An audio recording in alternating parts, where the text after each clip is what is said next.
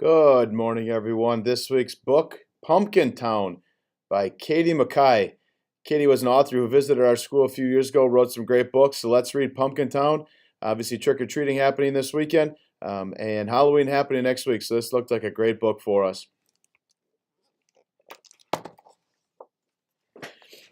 Jose and his family grew pumpkins. That growing began with shiny seeds, which were followed by long vines, and those vines grew every which way. The pumpkins grew every which way too, from small to fat and tall.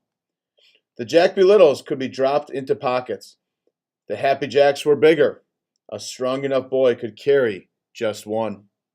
The Big Moons were bigger still, too large for five boys to roll. Come fall, Jose and his family would gather the pumpkins and collect the vines. Then two trucks took the fruit to faraway cities. Some were hollowed out and carved, and some were saved for pies. But before the trucks took the pumpkins, Jose and his family saved a few. They needed the seeds. When it came to saving pumpkins, Jose's father always said, "Save only the best and sell the rest." So Jose and his brothers hollowed the best pumpkins and saved only the biggest, brightest seeds. They took the duller, smaller seeds to the edge of the field, overlooking the town, and tossed them. But one gusty, dusty October day, when Jose and his brothers took the lesser seeds to the edge of the field and flung them, the wind caught those seeds and carried them, and didn't let them loose until they fell like rain down on a distant town. The seeds slipped into straw roofs and settled into flower pots and sprinkled gardens. And that seemed to be the end of it. But the next spring, rain awoke those small seeds, and plants began. More rain fell, and vines grew every which way.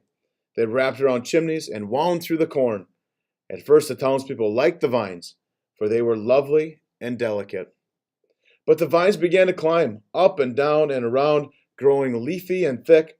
They snaked green and silent through one window, and then out another. Then fruit grew, and grew and grew every which way.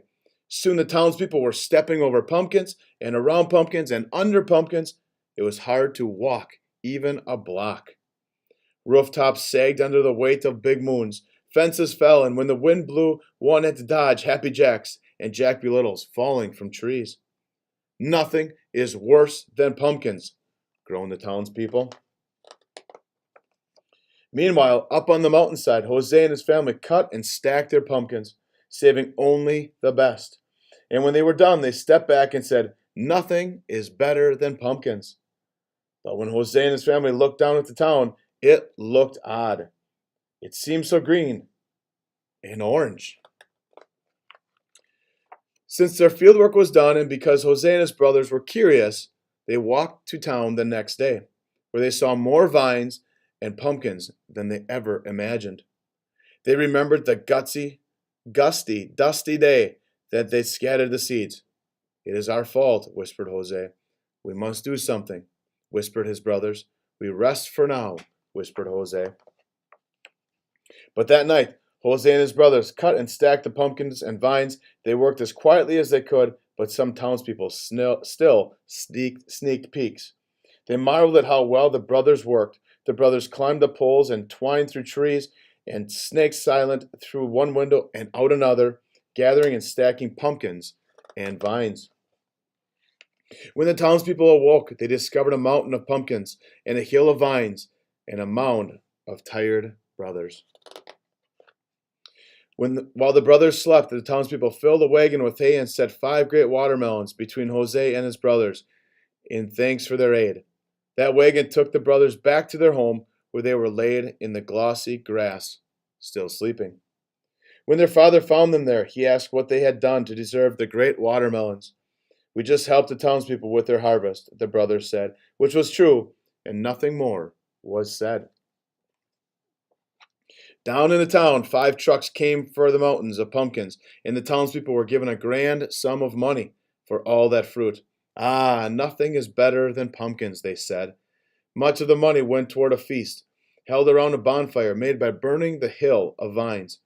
It was decided then that the rest of the pumpkin money would be spent to carve a statue of the 5 mysterious brothers who had made a mountain of pumpkins.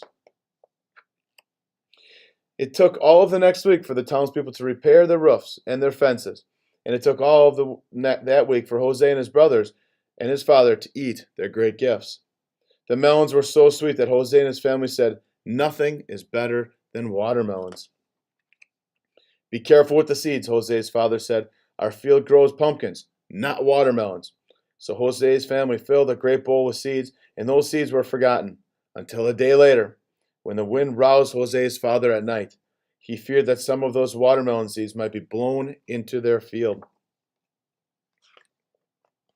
By moonlight, he carried the bowl to the edge of his field, and he tossed the seeds. The wind caught those seeds and carried them and didn't let them loose until they fell like rain down on the town. The watermelon seeds slipped into straw roofs and settled into flower pots and sprinkled gardens and slid into the soil around the statue of Jose and his brothers. And that seemed to be the end of it.